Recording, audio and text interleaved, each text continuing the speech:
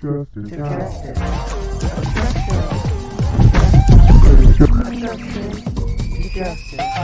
Obstruction to justice. Justice now. Well, hello, and thank you for joining another broadcast of Obstruction to Justice. I'm Ann Moles, and today we're just going to be talking about general information about relevant topics of the day. We'll discuss and highlight political issues, maybe, economics, about the community, our surrounding community and communities, and businesses. But today we're going to talk with a wonderful nonprofit entity. And this is going to be a real treat because it's we're going to be joined by and talk with Pastor Rachel Glenn Williams of the historic St. Paul AME Methodist, Methodist Episcopal Church in Independence, Missouri. Welcome, Pastor Rachel. Hello. Thank you for inviting me. Thank you for joining. Yes, we're just glad that you were able to. I know you're busy. You know, when we're talking about the different seasons, and there's a special holiday coming up here, the Resurrection Sunday's coming up, and then there's Yeah. different celebrations prior to that. So I'm sure, you're pretty busy in what you do, but I want you to share what it is. Look, Pastor, tell us. This is a time where we get a chance to talk about different kinds of businesses, and we've highlighted businesses. Now, church is not really business, it's God's business, which is huge, right? But to me, the most important business there is. But, he's in the business to where he paid the price already. And what we Yes. do is manage what he's already done and continue to develop it and continue to hang in there for the years until he comes, right? So we're going to talk, you're going to share with us some great Right. history about the St. Paul AME Church in Independence. Tell us about St. Paul AME. It's a very interesting story. Uh, it was founded by Hiram Revels um, and by a group of um, Black people in Independence who had been AME from other parts of Missouri, and they migrated to Independence, and they came together and they wanted to start a church. And so at that time, the main seat was closer to St. Louis. So they petitioned, and one of the founding couples were um, um, one of the founding couples included a man whose name was also Hiram. So it was Hiram Young, who Hiram. also, right. So our first pastor and founding pastor was Hiram Revels. But one of the founding members of the church was Hiram Young. And Hiram Young was really kind of famous and prominent at the time. He was a famous horse trainer. He built wagons. Um, and so to have the two Hirams in our history is pretty awesome. As a matter of fact, one of the streets that the church now stands at the corner of is named after Hiram Young. Right across the street from the church is the Hiram Young Park, which one of the members of my church helped get the city to rename um, through an organization that they're founding members of, which is the Concerned Citizens, which um, normally before the pandemic, they meet in our church. They've been meeting virtually, like just about everybody else during the Yes. pandemic. And that's just to tie into the history of the AME Church being a social justice um, kind of ministry. We do traditional church stuff. We do worship services. We do prayer meetings. We do Bible study. But we also have always had members of the church from the beginnings of the stages of the church who were about social justice and making the world a better place. Um, and we continue that tradition. Some members of our church who are also members of that organization, Community of Concerned Citizens, um, did a voter registration drive um, around election time to make sure that people were registered to vote. We had members helping people figure out how, if they were going to do absentee voting in Missouri, you have to have that notarized. So finding Oh. notaries to get that notarized. I mean, Now see, I didn't know that. I didn't know that you had to have your absentee ballot notarized if you're going to vote a mail in the state of mhm, Missouri. Now, let's go back. The founding members, the founding fathers and members, I like to say, because if where there's a guy that's a man, there's probably a woman there too. So we don't want to leave the women out. But these were right. pioneering, yeah, pioneering people. Now, what year was this church founded? It was founded in 1866. We will be coming up on our, what is it, 154th church Wow, anniversary this year. So we've been around for a long time, and it's that is basically been huge. in the spot where it is. This is not Really? the original building, um, but this building was finished being constructed in the 60s. So, Okay. um, yeah, Mhm. but So it's been around in Independence for a very long time. a very long time. So we know that the Emancipation Proclamation was signed in what, 1865, Hmm. and then from there, so a year later, these pioneers, the state of Missouri was a slave state. Yes. So, yeah. So, of course, Kansas wasn't, but Missouri was. So, these men, they found themselves in the state of Missouri. And of course, the AME Church has had a rich history in the social justice movement. And, God allowed them to really play a huge role in speaking up for the African American people. Now, that Frederick Douglass, wasn't he AME as well? Yes, I believe he I was. believe Yes. so. Yeah. Yeah. So Yeah. Frederick Douglass, Yeah. which is a pretty popular name if we're knowing anything about our Hmm. Black history, was AME, and if not, he was definitely associated with those that Yeah. were AME. It was the biggest church movement in that time. So still being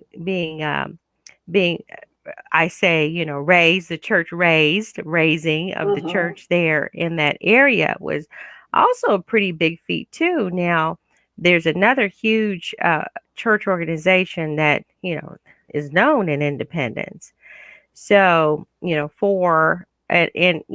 still, for that organization to be there and then here African Americans get a chance to come or came to that area. Do you know why they chose the Independence, Missouri area to settle? I really don't know. I know um, most of the founding members of our church actually were business owners in Independence. Hmm. One of the founding women in our church owned a hotel. Um, Wow.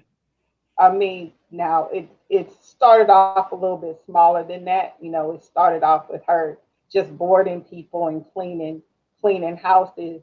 But Isn't that kind of how it starts though? Yeah. right, We have and to don't yeah, despise small beginnings. But yeah, sure. so So so so it was really, I think it was them migrating, probably honestly trying to get closer to Kansas. I'm mm, being Yeah, real, sure. being Yeah, being a slave state in Kansas, being a free state. of course. Yeah. Independence is closer to Kansas City, Missouri, which is closer to Kansas.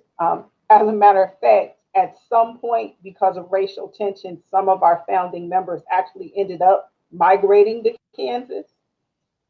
Eventually, anyway, the Youngs didn't stay in Independence; they ended up moving their business, and they moved to the Kansas side.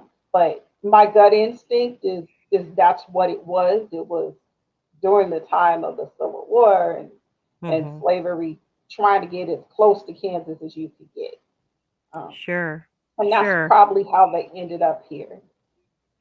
Sure. Now, and then too, when we look at the history of the, even though something is signed, it does take a while. Even today, it takes a while to Mm-hmm. legislate it to make it happen. So, for the raising and the feat of building and founding a church, it's still commendable. Because even now recent there are all kinds of church destruction, church Mm-hmm. violence, and things like that. So I'm sure that it was just as relevant then. Business owners, even there, I'm sure had their issues.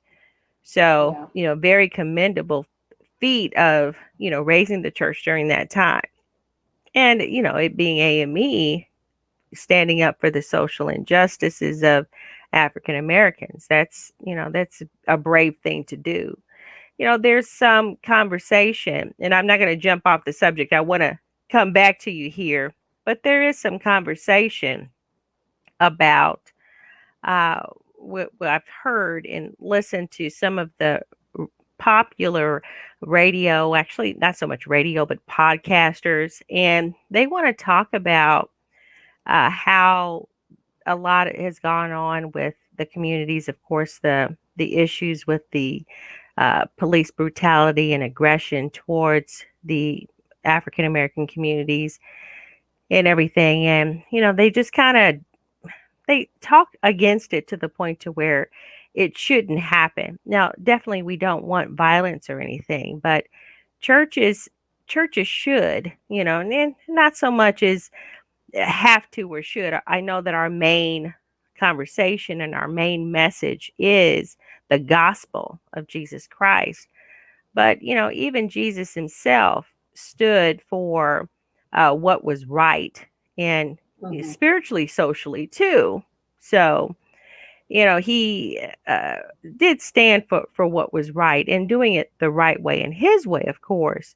So, I think that definitely not being out of order is in order to say that the AME Church at that time stood for the rights, civil rights, human rights of people in this country.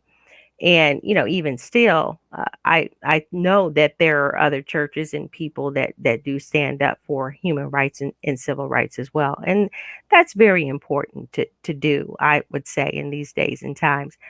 What attracted me to invite you was the fact that, yeah, you guys have been around for a long time. Now, I've heard of different church organizations. They've been around for a while. And, hopefully we'll get a chance to invite some others on as well.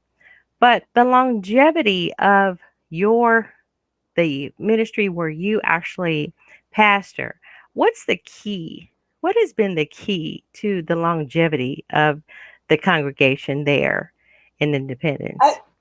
I really think part of the longevity is they've been able to tap in to the community, whether it's the community or at large, or honestly, for the vast majority of the history, um, there were still issues of segregation. So we're mostly talking about the Black community. Um, whether it was hosting pageants where people could highlight their artistic ability, where people could study um, at the other oldest Black church historically black church in Independence is Second Baptist, and it's not too far from where St. Paul is. It's really. I'm sorry, I'm looking at the picture, so I'm trying to That's point. It's okay. like a couple of blocks up that way. um, but between the two of those churches, they really were the heart of the community, and even most of the historically black churches that now exist some kind of way branched off from somebody at one of those two churches. So I think Okay. that's part of it. But I also think there have been lay leaders and clergy leaders at St. Paul who have been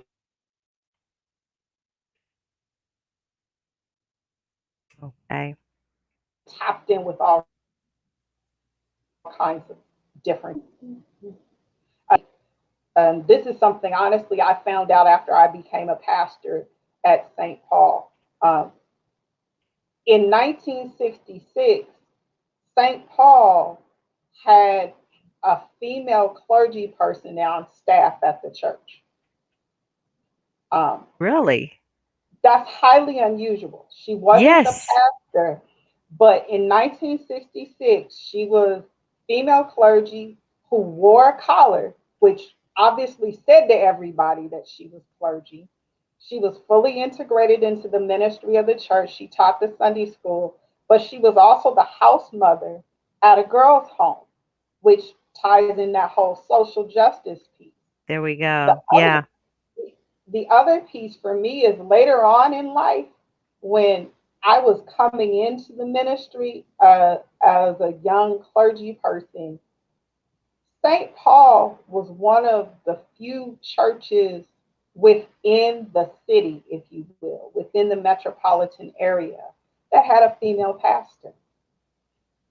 Their first female pastor was the Reverend E. Teresa Nelson, who is now a presiding elder, who's, the next level up.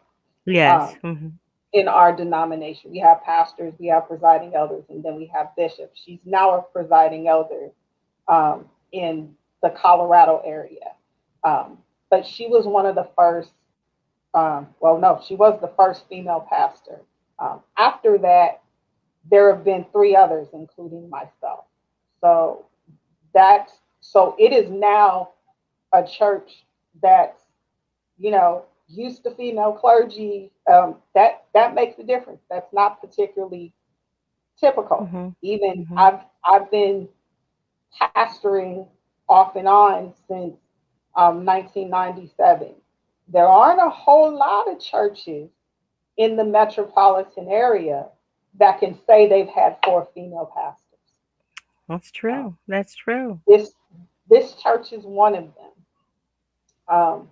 And the various pastors did different things. I know Reverend Nelson also worked with the school system. We There was a pastor earlier on, closer to the '60s, who worked in the school system, but was famous as a choir director in the area. So when I say they were able to tap into other things going on in the community, I think that's the longevity. Um, and that's just the pastors. Like I said, there have been lay people. I keep talking about community of concerned citizens because we talk about racial justice and inequities with treatment with the police. Well, community of concerned citizens help lead to the establishment of the baseline of how the police are supposed to treat people of color in the city of Independence. And it was founded by Okay. two members of my church. It currently has several members of my church who are members of the organization. So, um, and that organization is still on point having conversations with the police department now about stuff going on um, at my brain just froze, Independence Center, which is the mall in Independence, and Hmm. issues since the pandemic with kids hanging out at the mall and how they handled that and how they worked through Hmm. that. Um, Hmm. so, you know, I've I got another member who does small stuff, who be handing out food and masks to folk, even during the pandemic. So, and I got another member who's famous for showing up and helping folk, if stuff's going wrong in their house, even if it's like plumbing. Um, that's kind of the legacy of our church, and I think that's why it's still around, and it's still here. Wonderful, wonderful. And it to me, it's also the mission of the church. So to the extent where you all have, I commend you for the community, and we call it community outreach. I think that's something, Hmm. a term that most people can understand. But community community outreach can only happen if the church members reach out to the community, right? Hmm. And yes, I didn't know that the community of concerned citizens was founded by some of your members there. I didn't know Hmm. that. And I've heard that term before, and it's very vital. It's a very vital organization because as you know, yeah, there's they're going on trial for the things that have happened in Minneapolis, the police Hmm. conduct there. Uh, People are going on trial there, and yes, there are issues and concerns with what we deal with here locally. But one thing that I had mentioned before too, even for what happened last year and all of the they call it civil unrest, right? Hmm. Okay, so yeah, we were dealing with them as Americans, watching and dealing with civil unrest, but in that there still needs to be something, some spoken, some group, some community. People still have to talk about what's going on so that it stays in the forefront of the thought process and we have a voice. So Hmm. if you don't stay up on what's going on, then you don't have a voice in legislation, in training, which is big on what we do, ASBNC training and consulting. If you don't stay up on and have a voice, then you tend to fall through the cracks and people forget what's going Hmm. on, right? So it continues. But I think even though there's the longevity of the church itself, of course, Emancipation Proclamation signed in 1866, still in 2019, there because there have been systems put in place to identify and oppress and just legislation, people, the media, all of that has played a role in oppressing. And for that reason, we still have to make sure that, look, regardless to what's going on, we have a voice. African Americans have a voice to say, look, this is the way that let's monitor what's going on. I don't believe in defunding the police.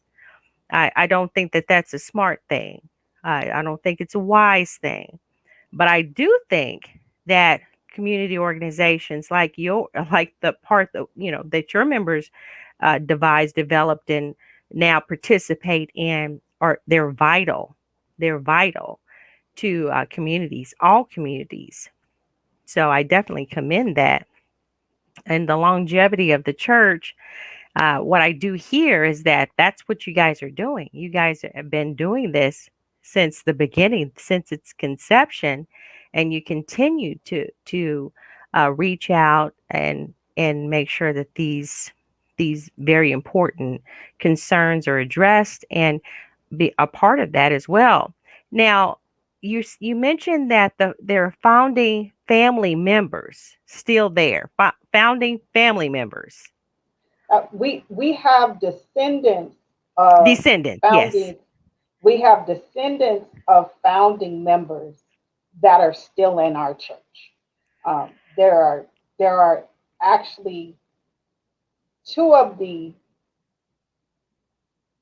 I'm trying to get my words right just in case they catch this. Two of our most seasoned members of the church are both descended from the Youngs, who were one of the founding families. They're actually cousins because one's descended from the Youngs on one side and one's descended from the Youngs on the other side. Um, I have another um, member of the church who's also connected to them as a cousin. That's the other thing. Um, a lot of the members of my church are somehow connected to each other family wise. um, and if they don't go all the way back to a founding member, they may go back to a member from the 30s, from the 1930s or something like that.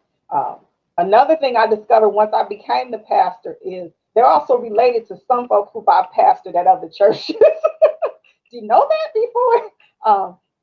Folk in Independence are related to folk all over the metropolitan area. Um, so that was news to see the connection.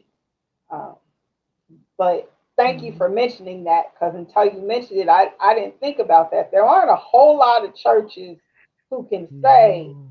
that having been around for more than 150 years, you currently have members of your church who are somehow connected to founding members of the church. Descendants So of the founding yeah, members of the church. That is that's a big deal. huge. Yeah. That's And huge. and I would also say, you gave me the chance to do it. I'm gonna tout my members on. I have some very creative people who are members of my church. They've done portrayals of some of those founding members. They've done it within the church, but they've done it within the school system, and at libraries. Um, I have at least two members who have written books on the history of independence, whether it's on the church. One wrote one on the church, and another one wrote about growing up in the neck in Independence, which is the old black neighborhood in Independence. And so, I just got some creative folk. I got a member who's been writing plays since she was a kid. Um, so it's kind of cool to be their pastor, actually, because God's gifted them in some really awesome ways. So, Yes. And it's good to know that. So, we definitely want to invite you to come back and everything too. And yeah, we get a chance to maybe get a chance to talk with some of the whoever wants to join to talk about what they're doing. What you guys are just doing big things down there over there at the St. Paul uh AME Church in Independence. So for sure, we definitely would like for to be able to talk more, about the portrayals and the history. That mm-hmm, that's just great. It's great. It's exciting to hear. 100 over 150 years of being in the ministry, being in that vicinity and ministering to that community. That's something that I think a lot of churches should take notice of. I think that people in mm-hmm, church organizations do try to be that voice and be that help. A lot of churches they get it. Okay, we want to help the communities. We want to be a voice.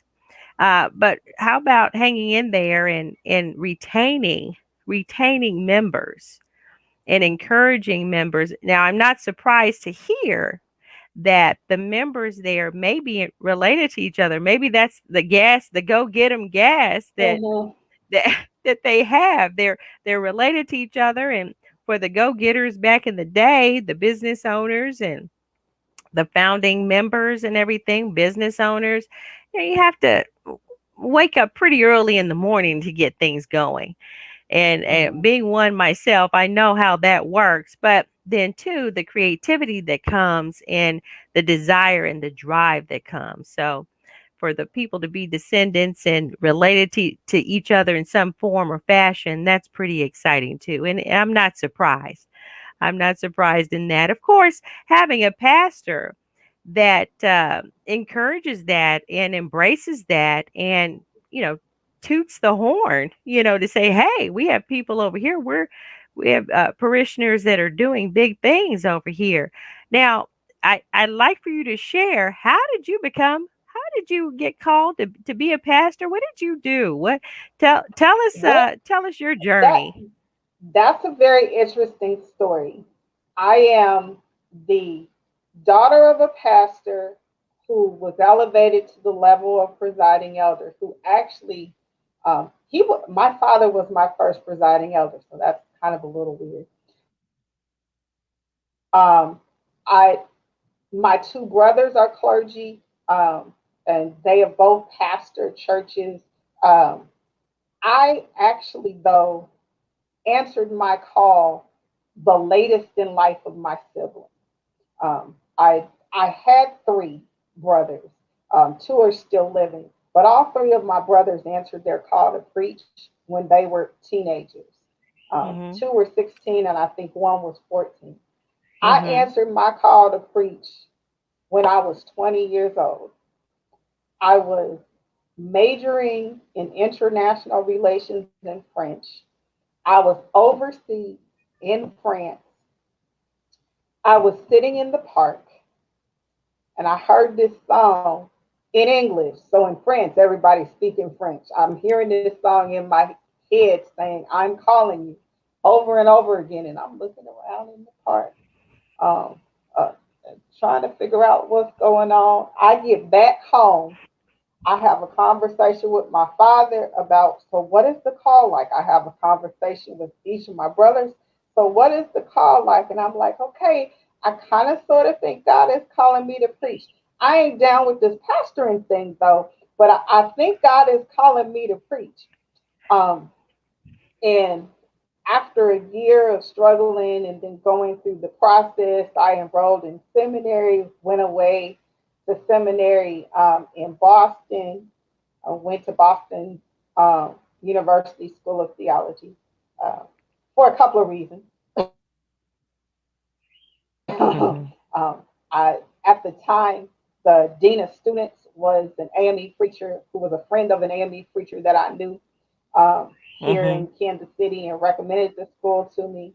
But then I also found out that that's where Dr. King got his doctorate from, and I was like, oh, well, alrighty then. This All sounds like righty this might then. be the spot for me. Right. I went away to seminary, was there for 3 years. Actually met my husband there. Um, we moved back here. I got ordained um, fully. I got my elder's orders in 1997, and I got assigned my first church that year. Um, and I've been going pretty much ever since. I took off from pastoring for 2.5 years, and I went back to school and got my second master's degree in marriage and family therapy. So I'm also a licensed marriage and family therapist as Okay. well. I'm not practicing right now, but when we lived in Topeka, I practiced in Topeka. Um, I helped develop a parenting program that I ran with a member of St. John AME Church in Topeka at the Rescue Mission in Topeka. Um, Wonderful. so it's the, that's kind of my journey. It, some folk, I guess, would kind of call me a legacy because my father was a pastor, an AME pastor. Actually, my mother's father was an AME pastor. Okay. See, So I'm getting this. The calling uh, kind of thing, and um, how legacy in families, right. the heritage gets passed on. So it, that's just a it big really plus. does. Because on my father's side of the family, we have all kinds of clergy. All my cousins Mm. are clergy. Now they're Mhm. Baptist, pretty much every flavor of Baptist. Um, Okay. the younger generation, we've got Kojic, we got Church of God in Christ. Mhm. I say my family's got pretty much every flavor of Christianity there is. I think we might even have some Catholics. I don't know if we have any nuns or priests, but I wouldn't Mhm. be surprised just because of how deep it tends to go in my family. Having Mhm. gone through the history on both sides, um, God's had God's hand on our family for a That's while. wonderful. That is So, wonderful. Now, I'm going to go out to the website here. We're going to take a look. And for those that want to, just get some more information, I love websites. I think they're just, that's what's up. So if you're doing anything, a nonprofit, um, a nonprofit organization, any type of business, get a website and make sure that people are aware of where that website is. This one is the St. Paul AME C Independence MO dot myfreesites.net. Okay. And here you can take a look at the historic St. Paul AME churches here and the address. It's in Independence, 200 East Lexington, Independence, Missouri 64050. And the phone number is 816-252-2557. Now, are you all are still holding services at this time, or are you um, having to get? not in person services. We're Okay. we're still doing it virtually. Hoping and prayerfully that we'll be able to get back to in-person services soon. One more shout out for my church. We still have class leaders in the AME church, and my class leaders have been on point. They've been contacting members and giving them information how they can get access to the COVID-19 shot, and those who are in tiers where they're eligible. I think we're at the point where we've got like 50, maybe 50 to 60% of the congregation has gotten at least one shot. Um, so that's I I I praise God, and I praise God for the ingenuity of of our lay leaders in our church who took the time to reach out to people to That's what it's to help about, them. reaching out. We are also affiliated and work with the uh, Labors for His Harvest Ministries, and one of the main focus foundation of what we do is we develop disciples and to go out. And I think that with that, that is has been the heart of where what we do when we come alongside ministries, other ministries to help with their outreach ministries or whatever, going out and witnessing or any type of community event that ministry needs help with or would like some training in. We do that. So when I hear that a church says, okay, we're going to come in and we're going to make sure that the parishioners, the people are aware of what's going on, and we're going to contact people, that I don't know. That's not the norm. I think that what people do mostly uh different churches, they'll go ahead and they'll post something on Facebook. Nothing wrong with that. They'll send you an email, and you have to make sure you're on the email list. Nothing wrong with that. But if you're going to call somebody, pick up the phone and call someone and say, hey, this is what's going on. How are you? Do you need assistance in anything? Where we know where the COVID shot is going, and where you can go and get some help with that if you need it. That to me is really where you get a chance to help, and you're Mm. effective. You're effective. To hear a voice to on the other line of a phone. I know that sounds kind of old fashioned to some, but even with when in business, I'll pick up the phone and talk with people if I can. Now, I'm not a cold caller. I don't like hounding Mm. people, but I will get on the phone and reach out. And I think that is something that is kind of missing when it comes to the different churches and different ministries. So kudos to your team, to your church parishioners that make sure they'll pick up the phone and talk to each other and call and reach out. And what I'm hearing is that there's also within the church nonprofit organization, there are people that are over groups, and those what leaders they reach out Mm-hmm. to the different members in the group, and that makes it personal. That makes it. I think that's very effective as well. I can't remember the last time I've received a call from any church other than my pastor friends, right? But Mm-hmm. being a member somewhere, if it wasn't, and, there's this one pastor that he's really on point. But he does the calling, and that's cool, and we appreciate that. But I think too that the members need to be involved as well. So, Well, especially in a post-COVID mm, world where you have people who are isolated. I mean, we have um, some members who are in a nursing home, and they've mm, been the most isolated of anybody. I mean, that nursing mhm. home to try and keep infections down, lock basically lock the nursing home. I Wow, mean, yeah, people become visit, and so without being able to call, you mhm. lose the connection. You're right. The emails are good, texting is good, even Facebook messages is good, but every now and again, you need to hear somebody's voice. You need to Um, hear somebody's voice, churches. I will say that to me, that is one of the most important things to do, to reach out to the people. Here about St. Paul, I see that there's a link there and it talks about the mission, the vision, the goals. So you can definitely go out there and take a look at that. Uh, Now, the as far as the history, is that something that's detailed on the website too? the history is a little bit detailed on the website, but not as heavily. And honestly, part of that is because uh, unless you're at a certain generational point,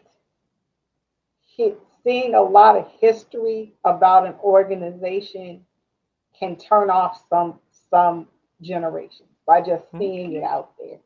All Uh, right. Knowing that it exists and that it's been around for a while and doing bite-sized pieces of information will get people interested. But one of the things that I found, honestly, and it started with my own generation. I'm a Generation Xer, and I'll be the first to tell you, I love history, but I don't want to read it on a website because it takes up too much space. I Okay. I want to know what you're doing. I want to know Sure. what you're involved in. I don't want to see a whole bunch of pages about your history because that makes me think that everything that you're about is in the past. If you Okay. can give me sound bites about your history and also give me sound bites of what you're doing today, that says there's continuity and there's longevity, um, and that there's Yes. balance. Relevant. What are we doing today? What's relevant? I think that's probably where the Facebook platform has kind of been a one up on that. It's Mm-hmm. timely. It's what's happening today. It's what's happening in the moment. But yeah, super suggestion there to know that if your website is out there, don't clog it up with a bunch of history. Give the bite-sized pieces of it, of what's going on with your organization, and make it intriguing to maybe they'll look you up more, right? So Yeah, maybe and I would add, especially because in this day and age, websites are what the telephone book used to be. okay. People go to the web to find out if you exist, if there's Mhm. anything relevant. So if you never update your website, Yeah. if your website has information that's 5 years old and it's obvious that that's the case, Like if your website says the pastor is one person and a person is intrigued enough to call and they listen to the voicemail and it's a totally different person according to the voicemail, Yeah. you Yeah. probably not gonna get that person to come back. I'm gonna be honest. Mhm. If it's not a church, if it's a business, and I Mhm. Google the business and I see all this information about the business on the website, and I contact them, and everything is different from what Mhm. was on the website, I'm not doing business with them. Mhm. Um, Mhm. and that's why I Yeah. say websites function more like, for those of us who are older and who use telephone books, they function like telephone books Mhm. that are amped up because you can see more than a name and a number. Right. Right. Super cool. Super suggestion there, uh for sure. Now, we talked about the website. We talked about that you guys are online. So they can, if they want to participate on some of the online, are you on doing any live streams? How can they participate in your online services? We live stream the sermon and the end of the service onto our Facebook page, which is Okay. also the historic St. Paul AME Church on Facebook. Um, Also, some other things we put on Facebook. We do a weekly prayer. That'll be on Facebook. We do some Bible trivia questions. So we do some things like that. The whole entire service uh, we do by conference call. That's also how we do our Bible study. Um, the information about the phone number and everything is on the website for that. So those are some ways that people can participate. Okay. So it's the historic AME Church in Independence on Facebook. Yes. Okay. Yeah, I see it. And I'm just going to drop a link in here to where I'm going to drop a link in our chat window there. So it's the Okay. Facebook Historic St. Paul Independence. Yep. That's That's uh it. that's it there. So yeah, for sure. And if you want to participate and get some information about what's going on, so that Facebook page is super. That's good to know. Good evening. Reza Singleton has joined us, and good evening to you, Reza. Uh, Good to have you on. Now, we've talked about the history, the reason why, the longevity of the church, the importance of community outreach for church organizations. That's one of the reasons why the longevity, the desire for the people in the church to want to reach out and Hmm. participate, uh, and everything, and then your journey with the church. Your journey with the church has been commendable. I tell you, being a woman in the church and everything, that history. You don't have too many women pastors that are within an organization that will allow for it. Which there's still a Hmm. lot of work, guys. I'm not into the okay. Well, this denomination allows pastors or women preachers, and this one doesn't. I'm just going to do my job, and that's whatever the Lord calls me to do, and I'm going to do the best that I can at it, whether you like it or not. I see me in the Bible, right? I see my job in the Bible, and I'm okay with it. And I think that that's what people should do, whatever their job is, and they can see where they've been called to do a work, and that doing something, for the Lord and doing your best for the Hmm. Lord. I think is what's important too. What else? What's going on? What can you see as far as the efforts of what are you hearing about as far as what's the one of the things that they're really focusing on? Maybe the lay members, those that are in the church, your church members that participate in the the community of concerned citizens organization, and what's going on? What are they really? What are people really focusing on as far as church and social injustice or social justice, or what do you think? What are you hearing in your It, communities? honestly, it depends on who we're talking to. For some people, it's going to be the issues with um, the justice system and how the justice system still is lopsided. I have other members who uh, a major issue is healthcare. Mm, Um, uh, Real talk, having to choose between paying for medication or paying for groceries.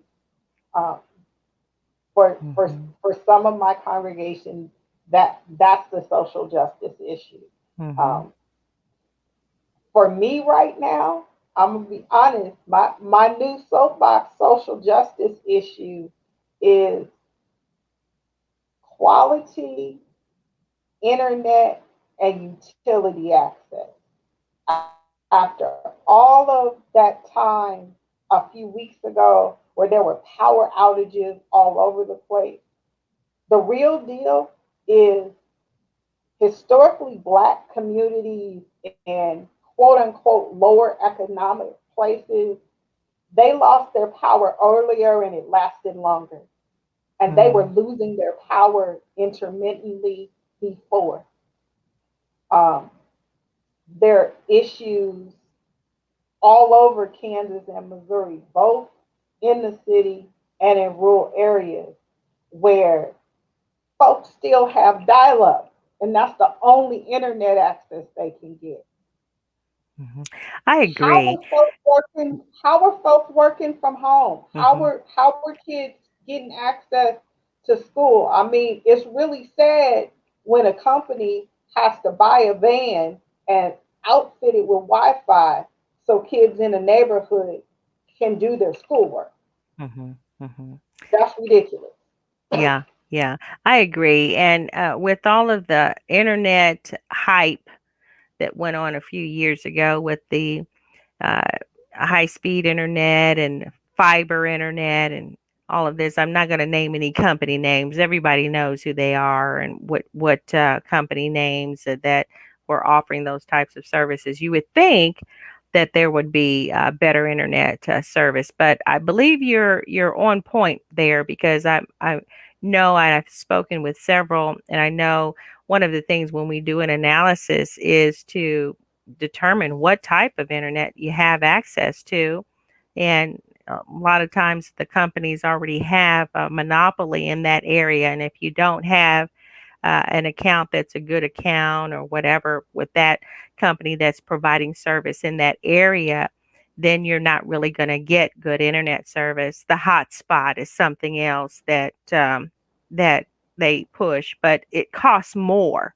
It Mhm, costs more to have that type of better mhm, internet service. And yes, with the COVID and other remote requirements for that, I do see, and I have seen, we've done some volunteer work with the organization, with the LFHHM organization, where we've worked and supported that organization to actually send tutor volunteers out to do some tutoring with the children that are homebound or organization bound or whatever, to where they can't get to school and parents can't work. So that has been a real big mess. And with that, that's kind of what I'm tying in, the where you're speaking of the internet access. How do people work from home? How do children get their schoolwork done without good quality internet access?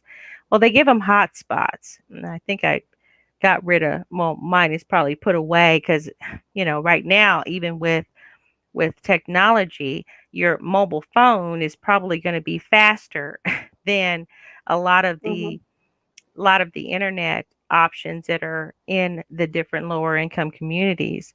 And I think they kind of do that on purpose. I don't know why. If there's one thing about it, it is about economics. If you don't have a market for that type of service, you're going to provide the better quality service for the market that's going to pay.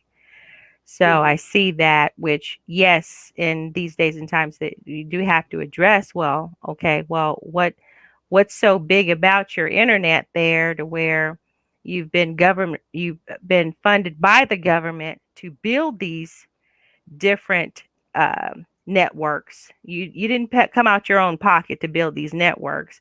You were given grants by the government to build these different networks, including the 5G. Okay, but yet you can't provide quality internet access to communities that, whether it's the prime market or not, so that they have access to where it's not costing them an arm and a leg, or they don't have to try to use their mobile phone to see things and work with things, work with their internet access. I agree. And that's a big, huge conversation that can go on and on. I'm curious to see what this 5G is going to do. Everyone Mhm. has it. Well, they're saying that it is, but we probably need to do a broadcast on that as well. What is 5G, and what are the safety precautions of 5G, and where are the towers for 5G? I'm curious to know. Yeah, so I agree. That's big. And again, that's a voice to say, hey, this is what's going on, and we need to talk about it some more. And that's kind of what we do here on Obstruction to Justice. We want to talk about some things that other people aren't talking about. We want to talk about some things within the communities, all kinds of communities, and not to just talk about one type of community, but all kinds of communities, but not to forget the important communities, that we're all important and we all Mhm. deserve just as much as the other communities. You know, I agree. I agree. Pastor, anything else you want to share? Anything else you want to mention while we're here? Just that, um, although when I answered my call, I couldn't see myself pastoring. God had other plans. When I answered my call, I also couldn't see myself married to a preacher, let alone another pastor. And I am. My husband is also a pastor. We pastor separate churches in separate communities, and we've got two kids. So, juggling all of that can be a challenge, but it's also a joy. And I'm grateful to God, to my husband, to my daughters, that they allow me to do what I do, and we give space for each other to do what they do as well. I think One that's one other important. thing, my oldest Yeah. kid is this awesome musician. I gotta do a shout out to my kids. And my youngest kid is this budding artist. So I love my girls. They're awesome. So that would be the only thing I would add. Budding artists. What type of genre do they sing? Does your a musician, or does your child play it? My oldest instrument, she plays piano, oboe, flute, and she taught herself how to play guitar. She also sings. She's also an awesome artist. She likes to draw. She wants to do digital animation as her career. Her younger Wonderful. sister can draw, but she's a better painter, so she likes that, and she also likes music. That's another thing that runs in our family. My oldest brother played 5 instruments. I think my husband's father played plays 4. So you know, skip me and my husband, but Uh-huh. with to our kids, Me skip the too. generation. Me We, too. I'm we, like, we, okay, well, but I was listening for maybe one instrument, and here she's playing 5 instruments, Now, do they do anything in the church? Is there something that they've decided to do? Do they play the instruments or sing in the church? My oldest daughter, especially when we were in person, she was actually starting to play for the little kids for their choir. Okay. On the piano, she was teaching them different songs and things like that. She also on youth Sunday, um, they kind of the kids do the service, so they'll either sing or sometimes she'll play an instrument. The oldest one will do. The youngest one still likes to do prayers and stuff like that. So yeah, they're There we involved. go. Um, That's very, very important. Very important. Very good. Very good. It's good to hear. Pastor Rachel, I tell you, you've got a lot going on. You've been mm, through a lot as far as just continuing to do God's work and your ministry, the ministry that you pastor over. I commend that. 100 over 1866. That's a long time. A long mm-hmm. time. Thank you so much for sharing with us today. Thank you so Thank much. you. And we're gonna invite you back, and we're gonna All right. bring bring folks. Let's talk about what's going on. I'm very very interested, and I'm sure others are too. Thank you so much for joining us today. Thank you very much for having me. Thank you. And thank you for joining us as well. Just know that, look, one thing that we, I believe, really mentioned and talked about is getting out into your communities to make a difference. We can hang out. Yes, I understand the COVID and all that. And I think that that's by design in some situations. I'm not going to go into that right now.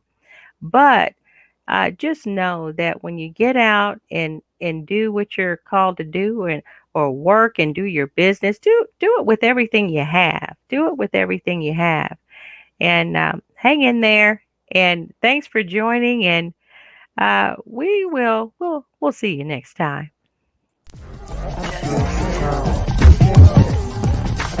Just in town. Just in town.